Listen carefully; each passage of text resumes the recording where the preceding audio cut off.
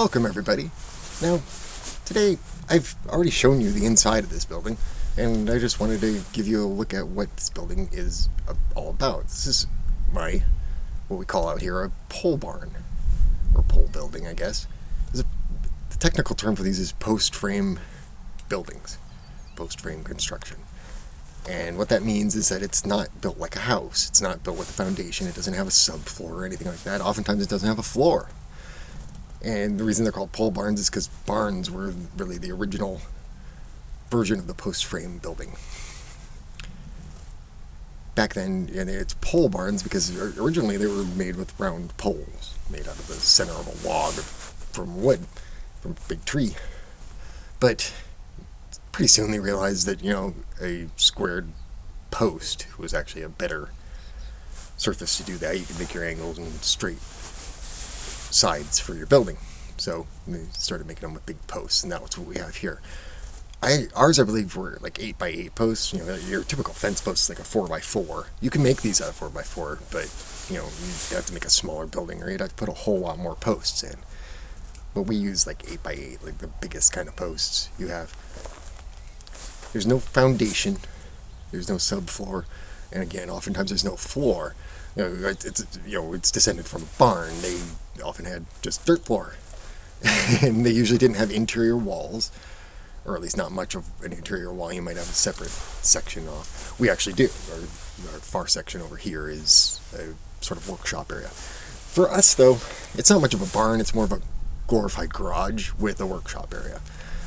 It's more than a 2-car garage. It could comfortably fit 4 with quite a bit of extra space. We've had 4 vehicles in there at a time. We actually had a tractor in it, which has made it kind of barn-like. Old John Deere 1450. Big tractor. Good sized. Not huge, not a very big old combine or anything like that, but it's pretty big. A front loader on it. Whole deal. I got rid of it last summer. May. I don't need it anymore. We barely used it for the last several years. Dad would use it to work up the vegetable garden when we had it over here. But when Mom passed away, we stopped having that big vegetable garden. We moved it to a little tiny patch, and I didn't even grow anything in it at all last year. Living alone, even one tomato plant is kind of stretching it, and anything else, like the worst is zucchini. If you've ever grown zucchini, they grow like crazy. You end up with like 3 times as many as a normal family would need, and you have to end up punting it off on other people. People should form co-ops for zucchini growing. It would be probably the best thing. Get groups of like 3-4 households, and one of you grows the zucchini for everybody. But yeah, it's a lot. It's a lot of food, more than you would use as a single person like I am. So yeah, I don't really do the vegetable garden anymore. And the small space that we had it in, even when it was just me and Dad, was far less than what you would need a tractor for. That's for sure. You could hand weed that thing, you plow it up with a hoe. It doesn't take much. Anyway, yeah. So that was so I got rid of the tractor. There was no good reason to keep it around. But yeah, it's descended from a barn. Now, we did choose to put in an actual cement floor underneath it, but it's not necessary for the building, for how it works. So, how this works is you use the posts around the whole outside, around the exterior of the building. You put them in the ground. You put them around here. You put them a good 5 feet in the ground. It gets down well below the frost line. You dig a hole. You don't dig it with a post hole digger. For one thing, those things only go up about that high. That's not going to get you 4 feet or 5 feet into the ground. It might get you 4 feet, but it's not going to get you 5 feet in the ground. And plus, they're narrow. You might be able to get away with it for 4-inch square posts, but not for 8-inch. We used an auger attached to a tractor on the power takeoff. The big drill drills foot-wide holes, and that's what you need for an 8-inch post. You need a big hole. You have to have room around it. Makes nice smooth sides, the whole thing. You can go nice and deep with it. So yeah, that's what we used. You bury them 5 feet. They're a good 10 feet tall, up to the roof. And, so that way they're held in place. You have to go pretty deep. I think the minimum recommended is like 42 inches. That would be like probably in fairly dry, stable soil in a place that doesn't freeze. You have to get below the frost line. I mentioned that in another video, mostly about the septic system, I think, about why we don't have sprinkler systems out here on our lawns to water them. It's because, the ground freezes and it would heave up. It has a tendency to thrust things upward, including like the pipes for our sprinkler system, various other stuff. It disgorges rocks and things like that all the time. If you have bare dirt in a freezing area, you will notice rocks popping up in it just about every year. Some kind of stones. But so you dig deep to get below the frost line to make sure that the posts don't get heaved up. You dig actually a little bit deeper than 5 feet, because at the bottom of the hole you put in this big, they call it a cookie. It's about a foot diameter, circular chunk of cement, a few inches thick. So, it's to set the post on. You get it in there flat to the ground. You set the post on top of it. Keeps the post out of dirt and away from water, which will rot the post.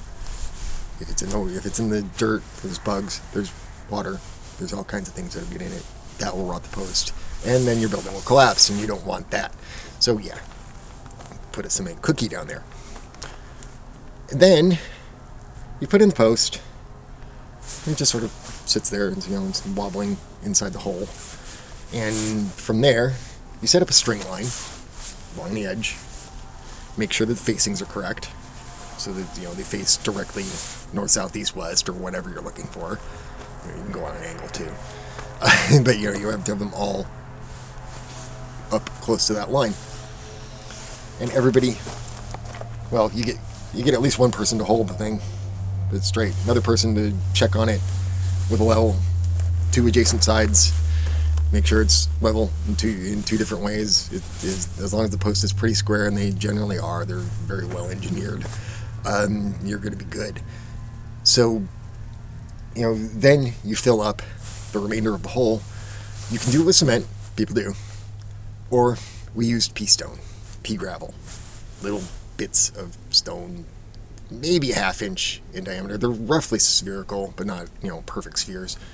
They're little bits of gravel they're nearly spherical, maybe a ½ inch in diameter, maybe a little less, and you put a lot of them in there. If you put in 5 feet of pea stone, it's going to hold like nothing you can imagine. It's going to hold as well as cement in a confined space if it's packed down, and that helps to wick the water away too. It helps to drain it away. Side note, underneath our house, in the crawl space, underneath there's probably 2 feet deep of pea gravel, pea stone in that too, that makes up the bottom of that. And again, it helps to get the water out. Keep it away, because this is a wet area. Even in a drought, it's a wet area. So yeah, water and flooding is a thing, and you don't want to rot away your building. So then you fill it up with that. Everything's square. You just keep moving on to the next one. You put them at regular intervals along each wall, and extra ones around each door.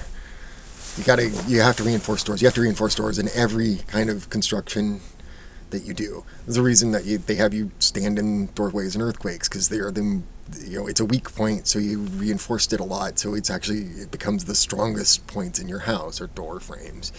Because they're just more reinforced than anything else. And that's the reason. So you put an extra post on each. You put extra posts on either side of a door, no matter where it lies. If it's a little early from the last post, don't worry about it. You're going to need it. So the more posts you have, really, the better. It's going to support the building more, and that's what they do. They are basically the foundation. They are what supports the weight of the building. Again, they don't.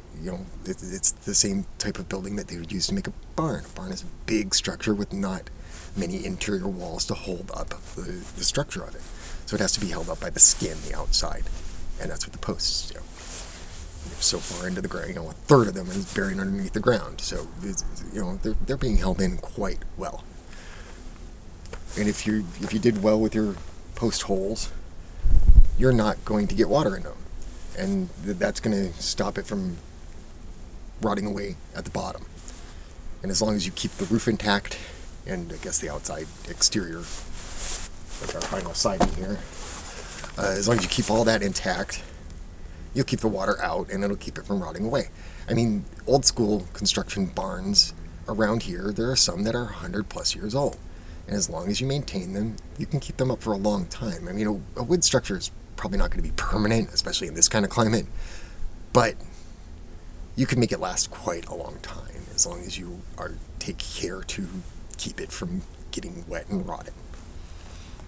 So yeah, and then, of course, if it doesn't burn down, that's rare in this area, but it can happen. Anyway, yeah, that's how it works. So you put up those posts, and once they're all up, you have your support structure. That's what everything is going to rely on to stand up eventually. There's more to it than that, but ultimately it's those posts that are holding the building up. So then you go along, regular intervals, going up, and you put like 2x4s and 2x6s, depends on what you're looking for. I think we use 2x6 to frame it out, to tie it all together. That's what you're going to hang your exterior cladding material onto. And then you cap it off at the top, thick. I think those were also 2x6, to be honest, the caps. And then, of course, you put trusses up. Now, I don't know if you've ever done a roof, like, on a fresh building, like, actually constructed a full roof and not just put on new shingles or something like that. But yeah, truss is just more beams put together, big V shape.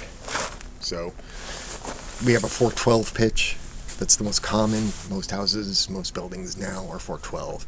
That means 4 units of rise for every 12 units of run. There's also 12-12 pitch.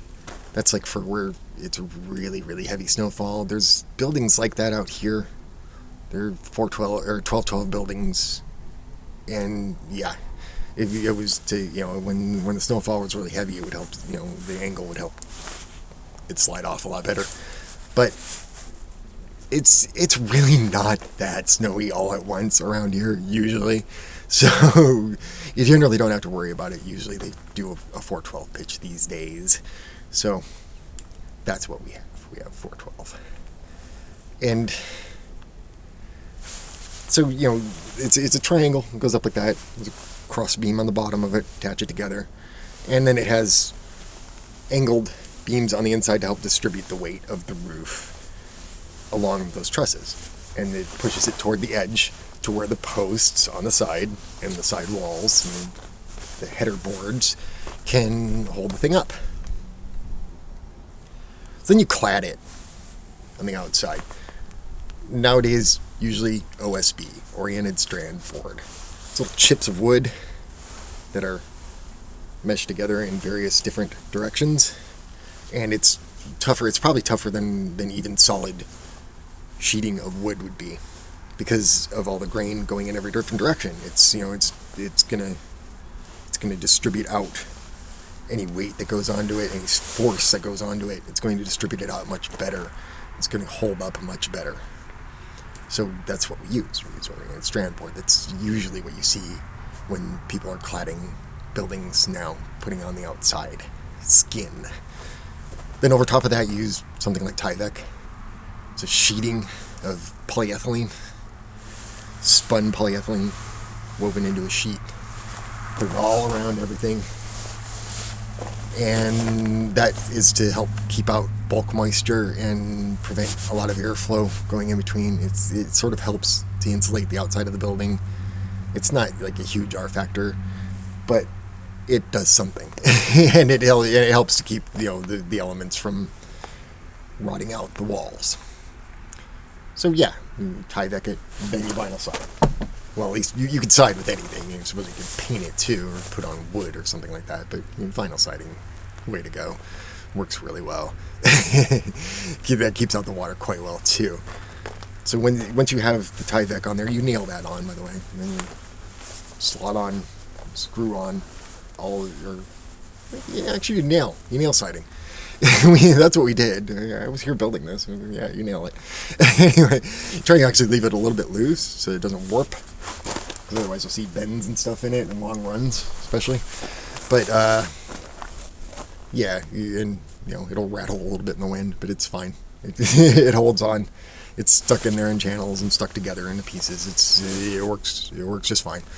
And so, and then you're basically done. You roof it just like a normal house. More OSB, that tar felt stuff, paper that they put on it now. You fire and ice at the very edge, at least here. Especially, it helps prevent ice damming because of the snow. The snow falls, it melts, it refreezes, it turns into ice dams at the edges if you don't have something on it, and fire and ice helps to prevent that, and that's good because that wrecks the edges of your roof, your shingles. You shingle on top of it, obviously. Ridge cap on the top to allow airflow. Just a little bit. It's covered over with shingles to keep water out again. And that's how it goes. So, that's the basics of it. Anything more than that is up to you. Like I said, we put in a cement floor. Not everybody does. Some people leave it dirt, just like an actual old school barn. We finished off the inside. You don't have to finish off any of it, but we did. We didn't insulate it. It's not a living space. But yeah, we built this first. This was the first building we put up on this property before the house. It gave us a work area to work indoors in the bad elements, to build things to bring to the house, whatever. It was electrified before the house was. We already had electric service out here to the barn. So, you could run power tools and things like that in here without having to have a generator, which was nice. So, that's basically it. Let's take it inside. We'll take a look at some of the better features that we have on this thing in just a second. So first off, I mentioned the cement floor. There it is. It's nice. It's a lot better than a dirt floor. It's not going to get as messy. It's not going to get muddy inside there if water does leak in underneath like the garage doors and things like that. It makes it for a better seal for the garage doors at the bottom too.